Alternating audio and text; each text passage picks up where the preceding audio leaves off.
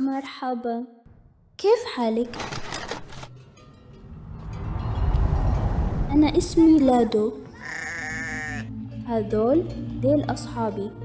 أنا عايش في جنوب السودان.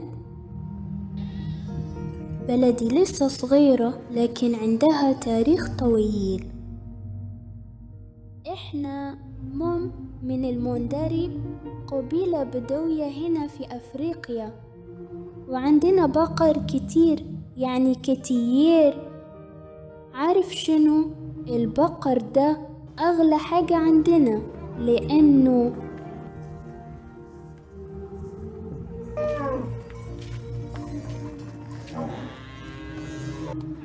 هنا كل حياتنا حوالين البقر. مثلا بنستعمل الروث بتاعهم عشان نعمل نار، لأنه بيعمل جمر بسرعة، وكمان نهش عليهم بإيدينا كده عشان نطرد الناموس منهم. وفي حاجة يمكن غريبة شوية، نحنا كمان بنتغسل ببول البقر. يقولوا فيه فايدة كتيرة، ولو بقرة فقدت عجلها وما بقت تعمل لبن، نحنا بننفخ ليها شوية تحت كده عشان ترجع تعمل لبن تاني، لأنه اللبن نحنا بنحبه شديد، نحنا والعجول كمان.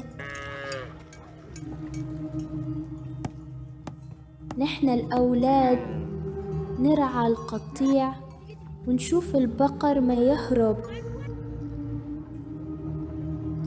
عشان النار الأمهات والأخوات يطبخوا وينظفوا المكان، والآباء يعني يرعوا البقر برضو، لكن مرات بس يقعدوا يرتاحوا ويتفرجوا. نحنا نحط شوية تراب في وشنا عشان يحمينا من الحشرات، وكمان نستعمل فروع صغيرة عشان ننظف أسناننا. لحظة، نسيت أقول حاجة. البقر مهم شديد لينا، لدرجة إنه مرات نرفع إيدينا فوق راسنا كده زي قرون البقر.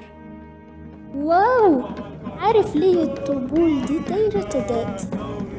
اليوم في مصارعة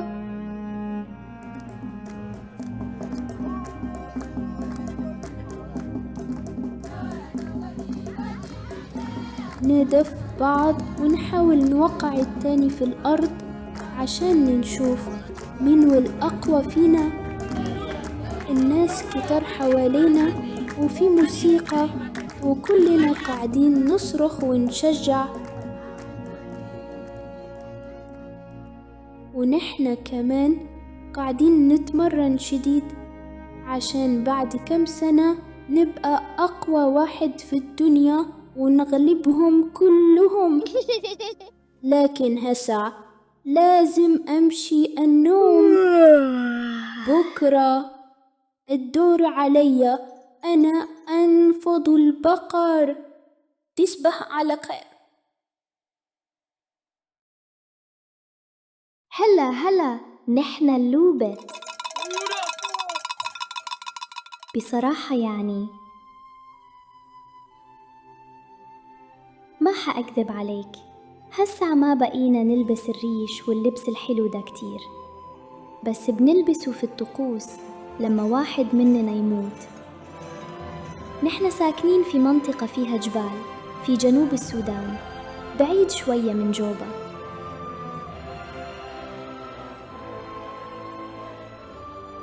ولو جيت قريتي حتلقى الناس بقطعوا الأغصان وبيجففوا الحبوب عشان يعملوا منها بيرة، وبرضو بنلعب كتير. ده أكتر شي بنحبه، عشان زول مهم مات. لازم نستعد كويس ونركز شوية. لأنه الليلة حتكون طويلة كتير. بنتجمع في الساحة وكل الناس كلهم بيجوا يشاركوا في الاحتفال. شايفين الناس الكتار ديل؟ الموسيقى دايما حاضرة، بنرقص ونغني لحد الفجر عشان نكرم الزول المات.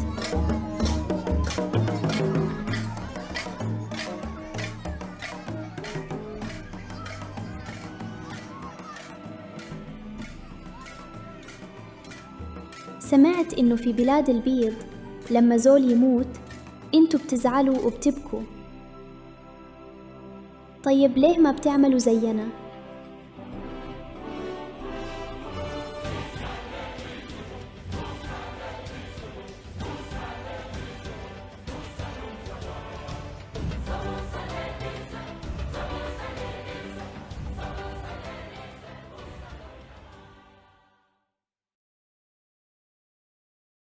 شفته؟ أختي جميلة شديد، ما كأنها طالعة من كرتون. أنا ستيفن من قبيلة اللريم. أنا عايش حوالين جبال إيماتونغ في قرية يي مع ناس كتير.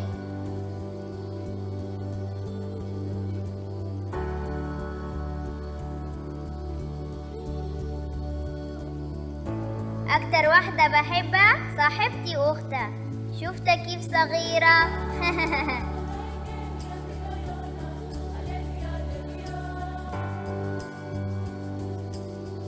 القفز والجري ده أكتر شي بحبه. البنات والأمهات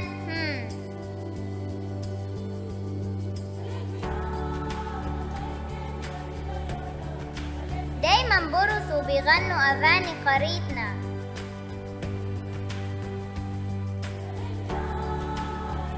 شفتها كيف متزينات؟ اللبس حقهم والعلامات في جسمهم.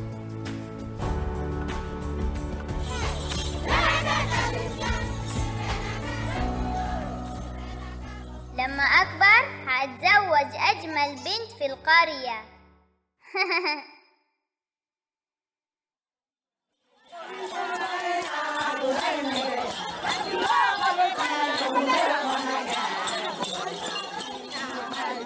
هاي شفت؟ هما بيحبوا الفرح شديد، ممكن يقعدوا العصرية كلها وحتى الليل كمان كده. لكن انت ما تخاف من ده، دي رقصات وخطوات قديمة بتاعت الجيل، وهم قبيلة عددهم قريب 30,000 زول. ماتا أنا اسمي أونياي وعيلتي عايشة هنا. بيوتنا بسيطة لكن جميلة شديد. نحن عايشين في مكان صحراوي والوصول ليه ما سهل. النهار هنا حر شديد. نحن محتاجين مساعدة، الحياة هنا ما سهلة. لكن نحن دايما نحاول نكون مبسوطين رغم إنه تقريبا ما عندنا حاجة، ورغم إنه بنمشي كتير عشان نجيب الموية والحياة. مرات بتكون صعبة.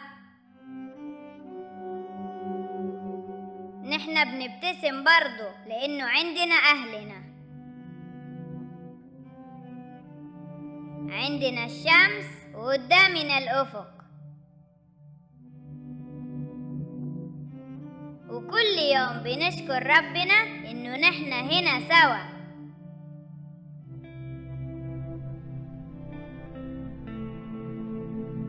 في الحتة الحلوة دي من الدنيا.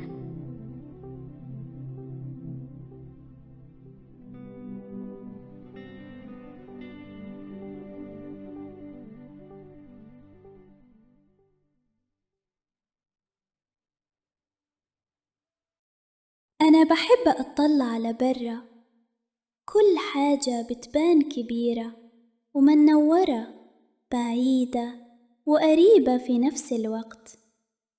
مرات بضحك وأحياناً بفكر أكتر من عمري، لكن بحس أمي وأصحابي قريبين مني، وده بخلي دنيتي أحلى شوية.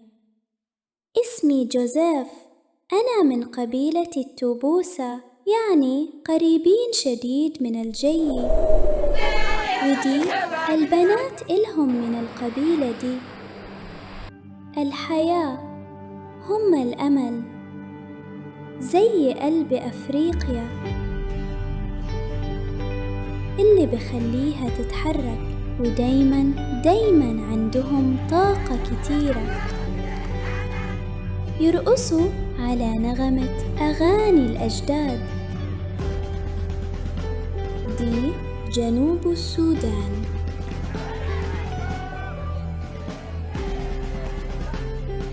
دي حكاية حياتنا، ونحن بنعيشها شديد. لدرجة نبقى نحن